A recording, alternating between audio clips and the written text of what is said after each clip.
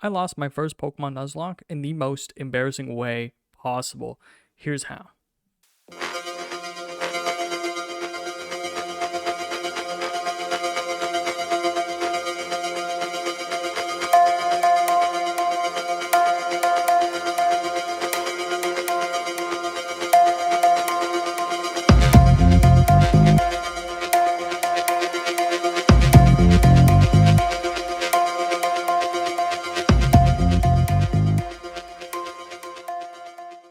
At the start of 2023, I decided that I would work towards being a full-time content creator, so I made a huge list of stuff that I wanted to stream, and near the top of the list was to successfully beat a Sacred Gold Nuzlocke. Sacred Gold is a ROM hack made by a guy named Drano, who also made other popular ROM hacks like Refined Platinum and Fire Red Omega. He's also working on a sequel to this game called Sacred Gold and Storm Silver 2, I believe it is, but it's the same game, so I think it's going to be like a crystal version but for the DS, which is really cool that we're going to play as well. But he also made this ROM hack to have more difficult encounters, improved stats, type changes, and EV trained trainers. Sacred Gold is also the ROM hack that a ton of PokeTubers streamed and played in my youth, and I decided I had to try my own skill at it. And as I said before, I lost in the most embarrassing way possible. I'll be doing one of these run breakdowns every time I fail until I succeed, into which then I'll do a succeed breakdown, but the whole run will be streamed over on my Twitch, twitch.tv/curlyfryman. This is a breakdown of my first attempt, which was basically me streaming for a few days. You'll find out why it took me a few days, but it took me a few days to do it. So the only rules to this challenge, if you didn't know, are the normal Nuzlocke rules. 1 encounter per round, shiny claws, dupe claws, must nickname each Mon, and when a Mon faints, it is considered dead and can't be used again. That's a big one. Pretty simple rules, pretty straightforward. You've probably seen it 100 times, but Dray made this Nuzlocke a lot harder, so I added a custom rule. The run ends when I black screen. So when I fully faint and go back to the Pokemon Center, that's it, that's the end of the run. I have to fully reset. I did this only because Dray made this kind of a ROM hack to be a little bit harder, so I wanted to make Nuzlocke just a little bit harder by, instead of running out of Pokemon, I just say 0, that's it, black screen, I'm done. Knowing all these rules, I went into this first run knowing I will inevitably fail. I've only seen Sacred Gold be played, but not to the full game and never to completion, and honestly, it was so long ago, I don't even remember it. So I took the first run to learn as much about the game as I could. Please don't spoil anything about the ROM hack, but you could tell me things about the things that I might have missed up to my current point. My current point is Bugsy. I lost at Bugsy, so up until Bugsy, you can tell me things about the game, but after that, I don't want to hear it. Only because I don't want to spoil it, and I want my reaction on stream to be as genuine as possible. I also didn't use the speed up at the start or for this first run at all. This is because I wanted to take in any and all of the knowledge that I could about the start of the game, learning movesets, encounter types, things that I should expect, fishing rod encounters, where do I get headbutt, where my secret items are. So because of this, my first one took about 10 hours, which is really long to get to Bugsy, I know, but onwards, from this run onwards, we're going to be using the speed up. We start the game off, and to my surprise, we start off with the running shoes. How awesome is that? We pick up Totodile as our starter. This is my favorite, so I had to pick it. We named him Chomps. We head to Cherry Grove, and the old man who normally gives us the running shoes gives us the fishing rod. I mean, come on. At the start of the game, how awesome is that? We ran into Mr. Pokemon's house, and I had a small moment of crippling fear. Can we just get to Mr. Pokemon's house, please? Ahem. We'd have to fight her, right? She's not the secret rival of the game, is she? Cynthia's outside of Mr. Pokemon's house, but it's all good. She actually gives us our second team member, Eevee. So I guess Cynthia was a event that was in the game for a season, but Dray decided to code it back into to where it's always there all the time. No complaints. We nicknamed the Eevee Herschel and moved on. We do the other starter things like take on our rival, getting falsely accused by theft of the police, and the Nuzlocke officially starts by getting her Pokeballs. By the way, did you know Dray skips the catching tutorial? I can't express how awesome that is and how much I needed that in this game. Don't get me wrong, I love the Meryl fight, but still, I don't need a catching tutorial, and he gives you 15 balls at the start. This Nuzlocke in this game is amazing. Now the Nuzlock is officially started, and it was hype. With our new handy dandy fishing rod, we start fishing in New Barktown and fish up a god tier Magikarp. Seriously, this Magikarp is so powerful, I want to remind you guys to hit that like button. As a new YouTuber, every small number seriously helps me out. But no, all jokes aside, this god tier Magikarp had reversal, bubble, and tackle at level 8. It was nuts, and I loved it so much. Just goes to show how much harder this ROM hack is going to be. After that, on the route beside New Barktown, we got a Bidoof. We named her Strawberry. You don't want me to tell you why I named her Strawberry, but her name is Strawberry. After Bidoof, we head above that route, and we get a Spearow as our third encounter. It had a speed-lowering nature. This is the run of terrible natures for me. You'll find that out of this entire run, everything I catch has a defense-lowering, defense-upping nature, or a speed-lowering nature, or an attack-lowering nature, and it really just has been just absolute trash for me. I haven't really gotten the right natures on anything, but the Spearow was packing Sniper. However, it sat in the box the whole run. I found out later you can get Geodudes and Nubbles in this grass. Super disappointed Spearow was the rare encounter, and I got it as my encounter. We lost our fourth encounter. I decided to fish in the same town I got the fishing rod, and a level 10 Krabby came out, and it hit really hard, and it had a lot of health, so I just left it there because I didn't really want to risk dying this early in the run. Our actual fourth encounter that we caught was a Weedle. We nicknamed her Queen. Bug types evolved really fast, so I kept it on my team. It ended up being really good as a Beedrill, so I don't regret that decision at all. And because of that, I'll probably keep all the bug types I have on my team at the start of the game, as that route that we got the Beedrill in has a lot of bug types, so I have a feeling my future runs will have bug types in them. Our fifth encounter was in the Dark Cave. We got a Jolly Zubat, our first good nature, and we nicknamed him Bruce. All jokes aside, really, it was a good encounter, and I'm glad I got it. After that, we took a quiz in the Poke Center of the next town and got a free Gen 1 starter. We chose Charmander as we needed a fire type, and it ended up being really good in the long term because it learns Dragon Rage really early on. And then also, this dude just gave us a free experience share. I mean, yeah, okay, I'll take that. We headed to the next route beside the town and got Rock Smash from the guy that sits above the ruins of Alph.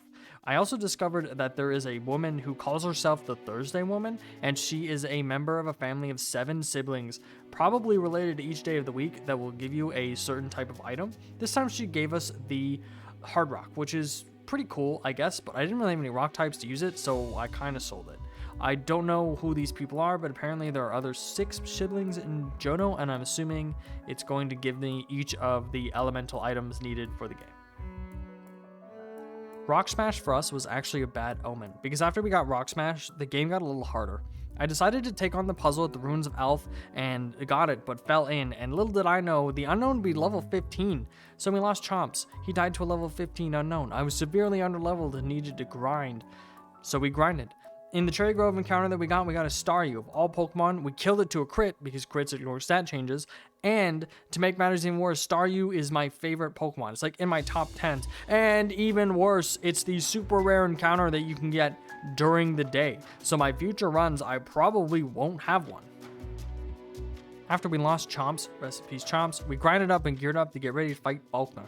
In the Sprout Tower, you can get a stone to evolve your Eevee. We chose the Umbreon stone. I don't actually remember what it was called, but we got the stone to evolve my Eevee into an Umbreon for bulk. It ended up being a good idea. We approached Falkner. We were only 1 level above his ace, and it was scary. He had 6 Mons. He had a full team of 6 at the start of the game, the first gym leader. They are Eevee trained, and they had the correct natures and everything. He started strong, San Jose second. Luckily for me, none of his aerial aces crits, so Charmeleon swept with his Dragon Rage pretty much throughout the whole thing. And then something very interesting happened. Easily? I think Charmander's GOAT for this this type of Nuzlocke for sure.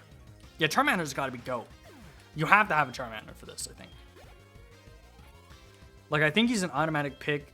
Just gonna swap right into Pidgeotto. I don't know what you're packing. That's your ace, isn't it?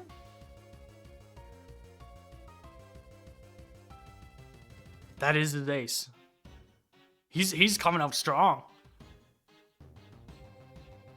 We're gonna stay in. We're gonna see what happens.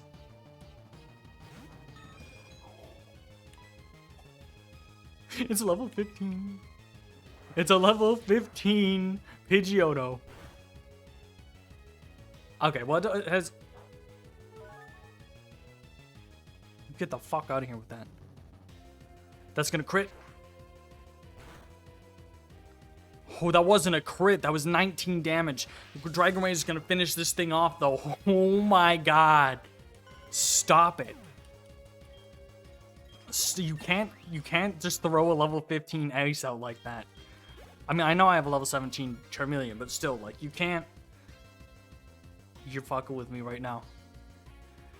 Pidgeotto is his ace, right? I'm not crazy. Pidgeotto is his ace. Oh, he can learn fighting type moves. I think Herschel might have been a mistake.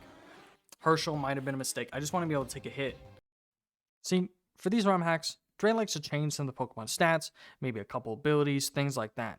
But little did I know, he changed something else very important. I sent out my Umbreon to fight his Farfetch'd, because I didn't know what Farfetch'd was packing, but I knew he could take a crit aerial ace, thanks to his amazing bulk.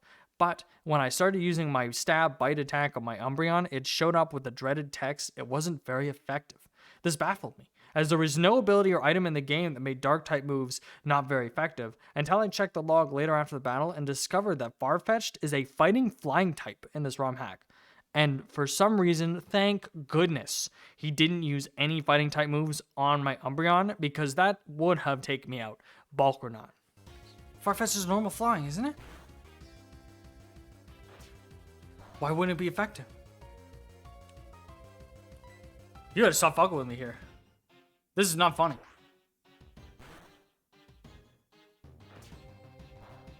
Why wasn't Bite very effective against the Farfetch'd? What am I missing? What am I missing? Well, Swablu, we're gonna get the fuck out of here for. That's gonna be a normal flying type. I think it's Mothra's time to shine here.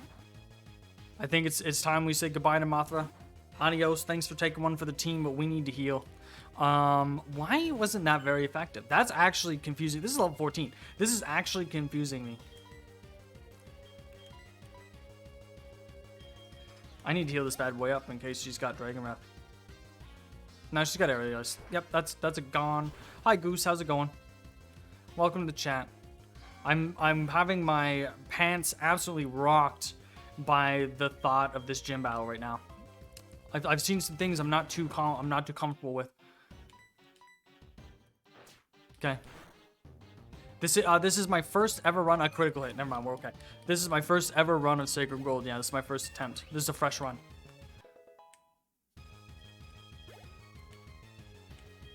Chanon's pretty sketch.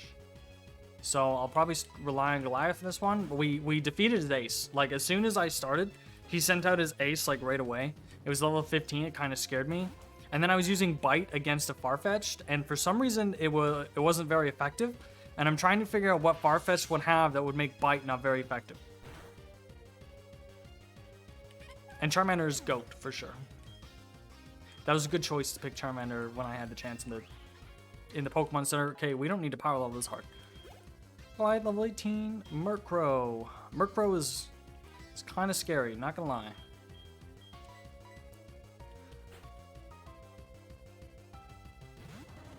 How you doing today, by the way, Goose?